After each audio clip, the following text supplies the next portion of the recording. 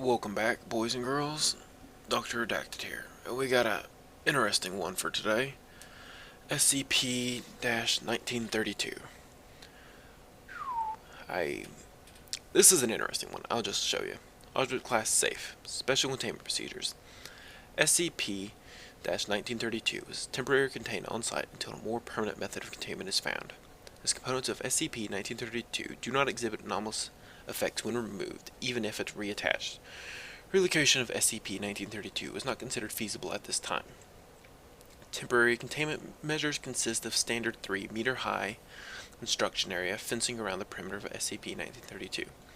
The area should be patrolled by no fewer than 3 guards at any one time, under the cover of construction workers. That's our most common thing to do, honestly. Due to the anomalous effects of SCP-1932, it is currently believed highly likely that these containment measures will fail. Oh, sorry, I completely misread that. I'm like, wait, that's not right. They can't fail. Currently believed highly likely that these containment measures will fail. However, the urban location of SCP-1932 makes an off-site permanent containment considerably more desirable. They've suspended all exploration of SCP-1932 because of the included addendum, which we will get to in a second. SCP-1932 is a set of playground equipment located in the London borough of, blank, in a small open grassy area. It consists of 3 main pieces, designated SCP-1932-1 through SCP-1932-3. SCP-1932-1 is the largest piece of equipment and comprises 2 wooden towers approximately 2.5 meters in height, connected by a bridge composed of wooden slats laid across the base of iron chains. A chute 3 meters in length extends from one of the towers. SCP-1932 is a set of monkey bars, a wooden frame 5 meters in length and 1 meter in width, with regularly spaced metal hoops for swinging along. SCP-1932 is a pair of wooden swings suspended from a wooden frame by a rope. For more detailed description and photographs of all equipment, see Document 1932-5, which, if you wish to know, they did not include for me to look at, so tough shit. SCP-1932's anomalous effects present themselves when any of these structures are interacted with by persons under the age of 16, who universally find the play equipment much more intimidating than it is in actuality. The perceived safety and desirability of the equipment is in direct proportion to the age of the perceiver. Persons approaching the age of 16 view it with only a little suspicion, and younger children experience extreme terror when observing SCP-1932. These effects extend to moving and static images of the equipment, although with diminished effect. See Test 1932-A, though, through -H for interview logs and test results. We don't have any of those, so SCP-1932 shows signs of disrepair consistent with, I'll just tell you, it's 6 months of disuse. They blank it out, but it is roughly half a year when we found it, such as small amounts of lichen on its wooden components and rust on its metal parts. But despite this, all components were proven to be in complete working order and safe for use when tested by Foundation personnel. In other words, we got on it and jumped for a bit. Through investigation of material samples taken, SCP-1932 have revealed that all of its surfaces present above the ground are coated in a thin layer of an unidentified substance, in patterns which suggest it is remnants of liquid applied to the equipment, which has since dried. The substance consists primarily 82% of urea, in layman terms, piss, with the remainder taken up by a variety of unidentified biochemicals. Testing of the substance is scheduled to begin on. I actually did the testing for this. I don't think they've updated the report.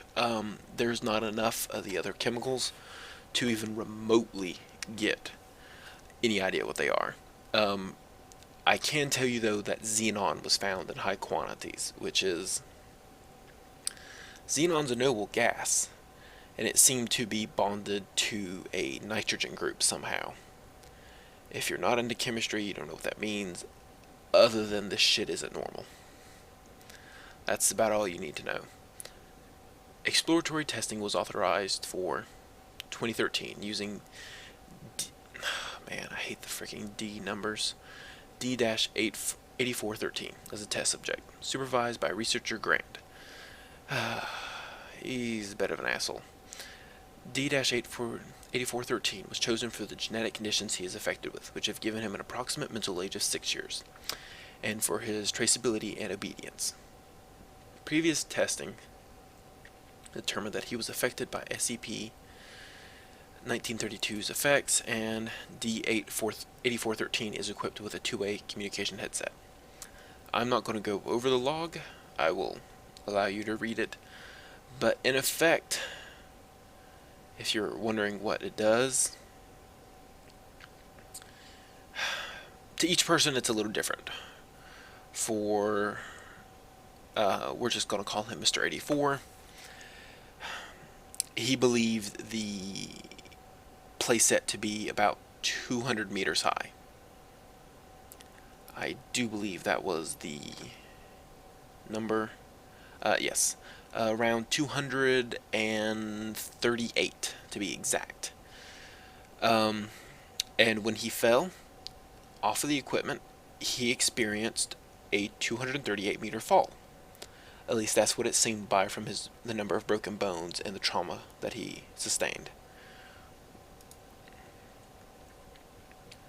We don't know what causes this. Our only current understanding is that the model of physics that we all know and love does not make sense. There's not much to talk about this one other than we try to keep it locked up, and there's a current idea of just destroying it. Who cares if you could send a child up there to drop a 5-pound weight off? It's talked about using it as an almost infinite source of energy because of how it works. All testing has been stopped because of this, and it's more than likely going to be destroyed. I'll just put it to you that way. There's a lot of weird things in our catalog of weird shit, but this is one of the stranger ones, definitely. Well, thank you boys and girls for coming out, and Gary, just let me finish.